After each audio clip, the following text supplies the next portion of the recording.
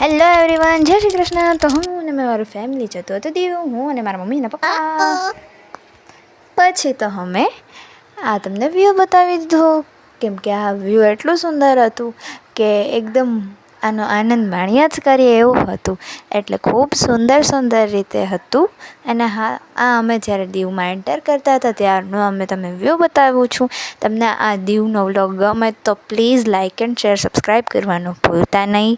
અને આ વ્લોગ મેં મારી મહેનતથી બનાવેલો છે, એટલે તમે લાઇક એન્ડ શેર અને કોમેન્ટ કરજો કે તમને વ્લોગ કેવો લાગ્યો.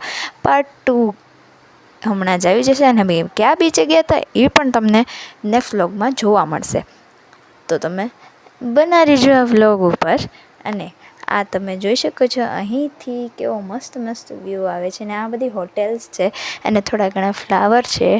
અને આ બધી ફ્લાવર્સ ઉપર સનસેટનો પોઈન્ટ એકદમ મસ્ત લાગે છે. અને મેં એ બીચ ઉપર ગયા હતા ત્યાં મારા થોડા ફોટોસ પણ મારા પપ્પાએ ક્લિક કર્યા હતા. અને અમને ખૂબ જ મજા આવી ત્યાં દરિયામાં જવાની, કેમ કે એ દરિયાના શંખ એટલા મસ્ત હોય છે.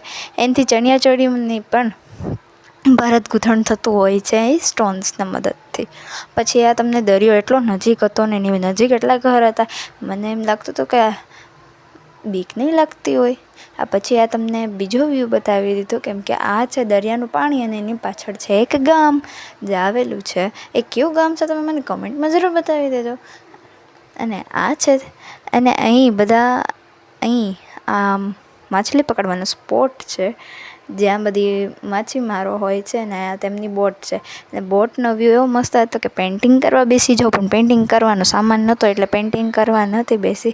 અને હા, તમે જોઈ શકો છો કે પુલનો વ્યૂ છે, કેવો મસ્ત છે. અને અહીં હું તમને કિલ્લો અને દરિયાની વચ્ચે જે જેલ આવેલી છે તેને કાળા પાણીની સજા કહેવાય છે. મને તો પહેલી વાર ખબર પડી, એટલા વર્ષોથી દીવમાં જાઉં છું ને અત્યારે મને ખબર પડી.